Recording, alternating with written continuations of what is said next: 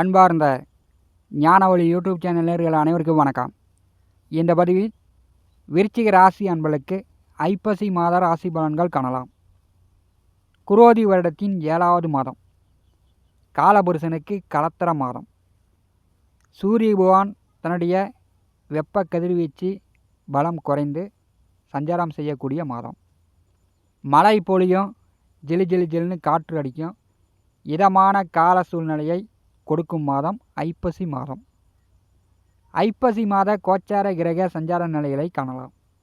ஐப்பசி மாதம் 1 முதல் 29ஆம் தேதி வரை மாத கிரகமான சூரியன் துலாம் ராசியில் சஞ்சாரம் செய்கிறார். ஐப்பசி மாதம் 8ஆம் தேதி துலா ராசியிலிருந்து விருச்சிக ராசிக்கு புதன் பெயர்ச்சி ஆகிறார். ஐப்பசி மாதம் 22ஆம் தேதி விருச்சிக ராசியிலிருந்து தனுசு ராசிக்கு சுக்கிரன் பெயர்ச்சி ஆகிறார்.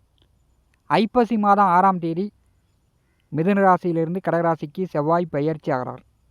இந்த மாதம் பார்த்திங்கன்னா சூரியன், புதன், சுக்கிரன், செவ்வாய் 4 கிரக பெயர்ச்சிகள் இருக்கிறது. மற்ற கிரகங்களை பார்க்கும்போது கன்னிராசியில் கேது, கும்பராசியில் சனி, மீனராசியில் ராகு, ரிஷபராசியில் குரு. சந்திர பகவான் மேச ராசி அசுவினி நட்சத்திரத்திலிருந்து இந்த ஐப்பசி மாதத்தை தொடங்கி வைக்கிறார். 9 நகரங்கள் மூலம் வாக்கிய கணித பஞ்சாங்கப்படி விருச்சிக ராசி என்பதற்கு ஐப்பசி மாத ராசி பலன்கள் காணலாம். நம்முடைய ஞானவழி யூடியூப் சேனலை பார்த்து கொண்டிருக்கக்கூடிய அன்பர்கள், இதுவரை சப்ஸ்கிரைப் செய்யாத அன்பர்கள் மறக்காமல் நம்முடைய சேனலை சப்ஸ்கிரைப் செய்து கொடுவிருக்கின்ற ஆல் பட்டன் அழுத்திங்க. நன்றி. ஐப்பசி மாத பொது பலன்கள் காணலாம்.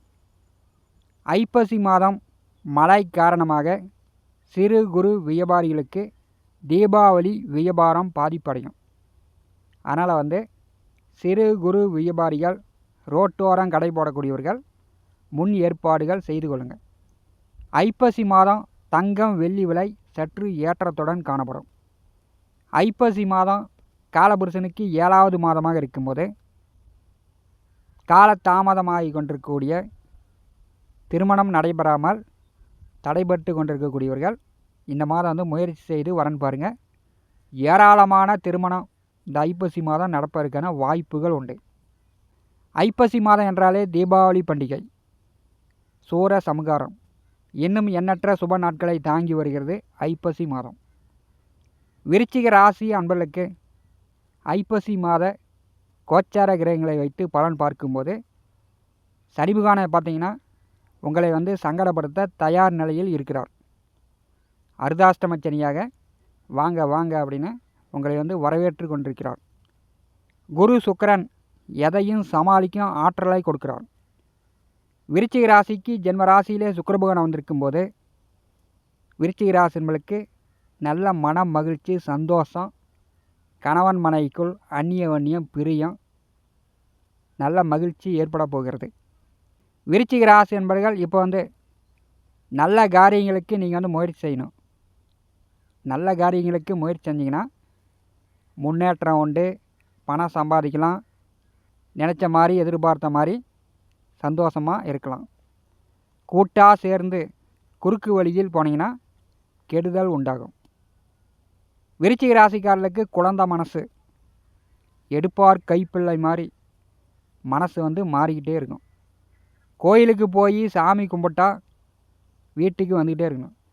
அதை விட்டுட்டு விபூதி பூசக்கூடியவர்களிடம் போய் உக்காந்துக்கிட்டு பலன் கேட்டிங்கன்னா செய்வன பில்லி சூனியம் எல்லாமே உங்களுக்கு இருக்குது அப்படின்னு பணத்தை பிடுங்கிட்டு உங்களை விட்டுருவாங்க. இதான் மேட்ரு.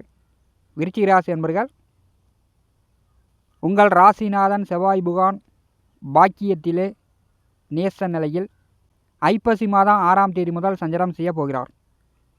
ராசிக்கும் 6ஆம் வீட்டிற்கும் அதிபதியானவர் நேச நிலையில் சஞ்சாரம் செய்யும்போது ஒரு நேச கிரகம் இன்னொரு நேச கிரகத்தை பார்வை செய்கிறது. அதனால் நீங்கள் தொழிலும் வேலையிலும் கண்ணு கருத்துமாக இருங்க. உங்களுக்கு வருமானம் தடையின்றி வரும். ஜென்ம ராசியில் அமர்ந்திருக்கக்கூடிய சுக்கிரன் உங்களுக்கு செல்வம் செல்வாக்கை அள்ளி கொடுக்க போகிறார். புதிய ஆடை எடுக்கலாம், தங்க நகை ஆபரணம் எடுக்கலாம். திருமண வயதில் உள்ளவர்கள் வரன் பார்க்கும்போது வரன் செட் ஆகும். குடும்பத்தில் சந்தோஷம் நிலவும். அதே மாதிரி குடும்பத்தில் சுப காரியங்களை நடத்தி கொள்ளலாம். இந்த ஐப்பசி மாதம் அதற்குண்டான வாய்ப்புகள் உண்டு. ராசிநாதன் பாக்கியத்திலே நேச நிலையில் இருக்கும்போது விருச்சிக ராசி என்பர்கள் திருச்செந்தூர் முருகபெருமானை தரிசனம் செய்யுங்கள். நேரம் கிடச்சிதுன்னா திருச்செந்தூர் போய் கடலில் குளிச்சுட்டு முருகனை தரிசனம் செய்துவிட்டு வாருங்கள். விருச்சிக ராசி என்பளுக்கு அமோகமான நற்பலன்கள் ராசிநாதன் செவ்வாய் நேச நிலையில் இருந்தாலும் நீங்கள் பெற்று விடலாம். மாதக்கிரகமான சூரியன் விருச்சிக ராசிக்கு தொழில் ஜீவன கர்மஸ்தானாதிபதி. ஐப்பசி மாதம் 12வது வீட்டிலே சஞ்சாரம் செய்வார். விருச்சிக ராசி என்பர்கள் நற்காரியங்களுக்கு முயற்சி செய்யுங்க, கண்டிப்பாக உங்களுக்கு வெற்றி உண்டு. 12வது வீட்டிலே சூரிய பகவான் சஞ்சாரம் செய்யும்போது செலவுகள் அதிகமாக இருக்கும். 12ஆம் இடம் என்பது விரயஸ்தானம். அங்கே தொழில்ஸ்தானாதிபதி சஞ்சாரம் செய்யும்போது தொழில் சார்ந்து தொழிலை விரிவுபடுத்தலாம். அதற்கான செலவுகள் இந்த மாதம் கொஞ்சம் கூடுதலாக இருக்கும். 12வது வீட்டிலே தலைமைக்காரகன் தந்தைக்காரகன் சூரிய பகவான் சஞ்சாரம் செய்யும்போது குடும்பத்தில் யாருக்காவது ஒருவருக்கு மருத்துவ செலவுகள் ஏற்படும். உஷ்ணம் சம்மந்தப்பட்ட சளி காய்ச்சல் இருமல் இந்த மாதிரி சிறு சிறு நோய் நொடி தொந்தரவு வரும். உங்கள் தந்தை உடல் ஆரோக்கியத்தில் இந்த மாதம் கொஞ்சம் கூடுதல் கவனம் எடுத்துக்கொள்ள வேண்டும்.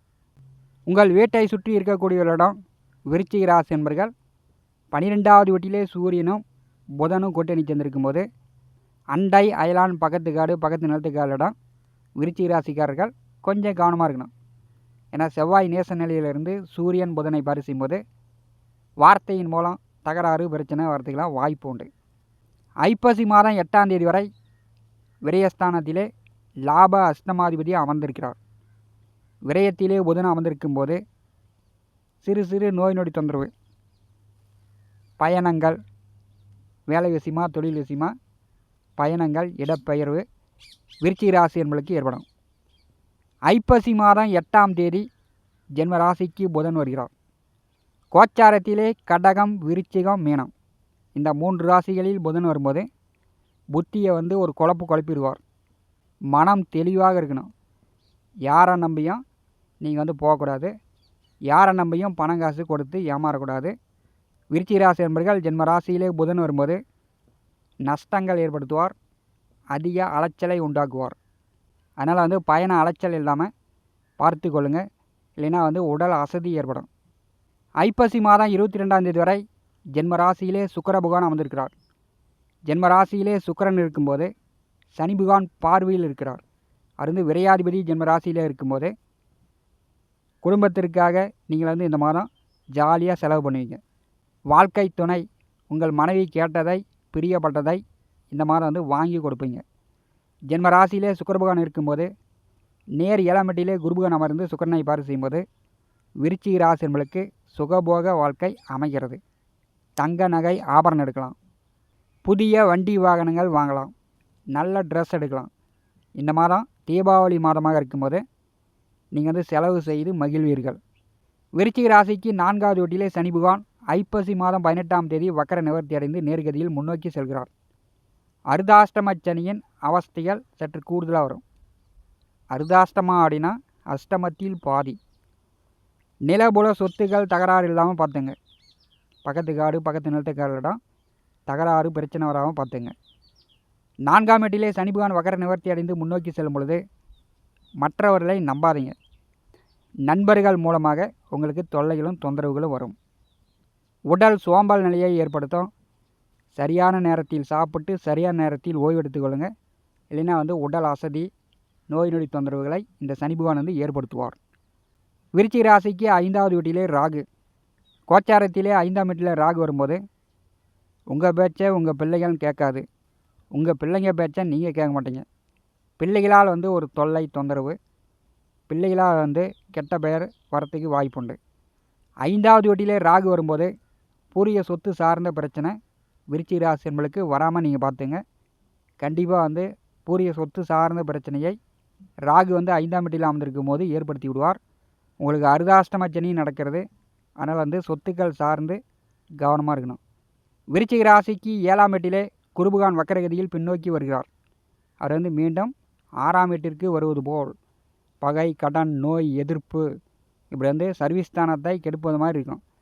வேலையில் இருக்கக்கூடியவர்கள் இந்த வேலையை விட்டுட்டு அந்த வேலைக்கு போகலாம், அந்த வேலையை விட்டு அந்த வேலைக்கு போகலாம்னு வேலையை மாற்றாமல் இருங்க.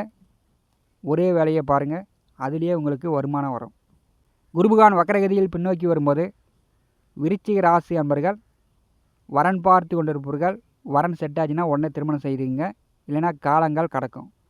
விருச்சிக ராசிக்கு 11வது வீட்டிலே கேது அமர்ந்திருக்கிறார். அவர் 10ஆம் வீட்டை நோக்கி போயிட்டுருக்கிறார். ஐப்பசி மாதம் 3ஆம் தேதி சூரிய புகனுடைய உத்திர நட்சத்திரம் 4ஆம் பாதத்திற்கு பெயர்ச்சியாகிறார். இது பார்த்திங்கன்னா உங்களுக்கு தொழிற்ஸ்தானத்திலே கேது அமர்ந்திருப்பது போல் 10ஆம் வீட்டிற்கு கேது போகும்போது வண்டி வாகன தொழில் செய்து கொண்டிருப்பவர்களுக்கு நல்ல வருமானங்கள், இன்னும் 2-3 வண்டி வாங்கி விடலாம். பாம்பு எப்படி போகிறதோ அப்படியே உங்களுடைய வசதி வாய்ப்புகளும் உயரும். தொழில் செய்யக்கூடிய இடத்தில், வேலை செய்யக்கூடிய இடத்தில் சக பணியாளர்களிடம், முதலாளிகளிடம், உயர் அதிகாரிகளிடம் கோச்சிக்கிறது, முறைச்சிக்கிறது இதெல்லாம் விருச்சிக ராசி நண்பர்கள் தவிர்த்து விடுங்க. இந்த ஐப்பசி மாதத்தை பார்க்கும்போது ஐப்பசி மாதம் 22 வரை ஜென்ம ராசியிலே சுக்கிரபகவான் அமர்ந்திருக்கும் போது உங்களுக்கு தொந்தரவுகளும் தொல்லைகளும் இல்லை. ஐப்பசி மாதம் 22ஆம் தேதி 2ஆம் வீட்டிற்கு விரையாதிபதி வருகிறார். கொஞ்சம் கூடுதல் அலைச்சல் ஏற்படும், கூடுதல் செலவுகள் அதிகமாக இருக்கும். தேவையில்லாமல் விரைய செலவுகளை தவிர்த்து விடுங்க. ஐப்பசி மாதம் 22ஆம் தேதி பிறகு யாருக்கும் வாக்கு கொடுக்காதீங்க. வாக்கு கொடுத்தாலும் அதை நிறைவேற்ற முடியாது. ராசிநாதன் செவ்வாய் பகவான் நேச நிலையில் சஞ்சாரம் செய்யும்போது திருச்செந்தூர் முருகபெருமானை தரிசனம் செய்யுங்கள். விருச்சிக ராசி என்பளுக்கு அமோகமான நற்பலன்கள் உங்களை தேடி வரும். இந்த காணொலியை பற்றி உங்களுடைய மேலான கருத்துக்களை நம்முடைய கமெண்ட் பாக்ஸில் பதிவு செய்யுங்கள். நம்முடைய ஞானவழி யூடியூப் சேனலை பார்த்து கொண்டிருக்கக்கூடிய நண்பர்கள், இதுவரை சப்ஸ்கிரைப் செய்த நண்பர்கள் மறக்காமல் நம்முடைய சேனலை சப்ஸ்கிரைப் செய்து கொடுவருகின்ற ஆல் பட்டன் அழுத்திங்க. தினந்தோறும் நம்முடைய சேனலில் ஜோதிட பலன்கள் பதிவிடப்படும். உடனுக்குடன் பார்த்து பயன்பெறுங்கள். நன்றி, வணக்கம்.